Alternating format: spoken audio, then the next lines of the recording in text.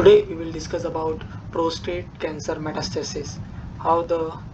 prostate cancer metastasis occurs and which kind of prostate cancer cells does not metastasize and what kind of cancer cells that are able to metastasize within the patient. So we will first understand the prostate cancers that are been detected by the NK cells, that is natural killer cells, which is a part of immune cells and can trigger apoptosis on those prostate cancer cells. And this is related to the post-translation modification, that is glycosylation, that has occurred within the prostate cancer cells. So when the prostate cancer cells has low amount of this core2 GNT expression, then in this case there are two interactions that occurs between the prostate cancer cells and the NK cells. First one is this NK receptors interact with these NK receptor ligands that are expressed on the prostate cancer cells, and because of that these NK cells will release cytokines such as perforin and granzyme B, and this perforin and granzyme B will uh, endocytosize or enter within the prostate cancer cells and trigger apoptosis that will lead to the death of these prostate cancer cells. Apart from this, there is another interactions occurs, that is this trial interacts with this that receptors of the cancer cells, and that will also trigger apoptosis within the prostate cancer cells. So in this case the prostate cancers which has low or no expression of C2GNT glycan structures are prone towards this NK cells immunity, that is NK cells can trigger and remove those kind of prostate cancer cells. However, when the prostate cancer cells has this high expression of the C2GN glycan, which are usually expressed on this MUC1, then in that case what will happen is that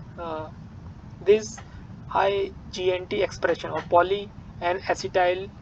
lactosamine on core2O glycan expression prevents the interaction of these NK receptors and NK receptor ligands that are expressed on the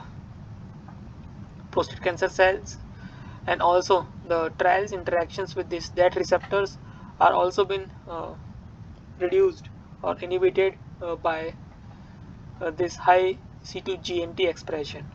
So in this case the NK cells immunity does not work towards these prostate cancer cells, these kind of prostate cancer cells, and this will reduce or this since there is no interactions, it will not release cytokines such as perforin and granzyme B, and this kind of prostate cancer cells with high C2GNT expression will be able to survive in the blood circulations and can metastasize across different part of the body. So this is how this trial will functions, that I have already covered the how this trial activate the apoptosis signaling pathways in one of our previous videos. You can go through that videos to understand the functioning of the trial. And these NK cells are generally a part of the immune system, so it's not necessary that if these are not detected by NK cells, the other cells will not also not been able to, other immune cells will also not been able to detect it. So this video is just focused on the interaction of NK cells with the prostate cancer cells that has different C2GNT expression. However, it might be possible that the other immune cells will be able to detect and neutralize this high C2GNT expressed glycan cells. However, that thing is not covered in this video. So I hope you got a basic idea from these simple figures, like what kind of prostate cancer cells helps in the metastasis and how they are related to the apoptosis and the abnormal glycosylation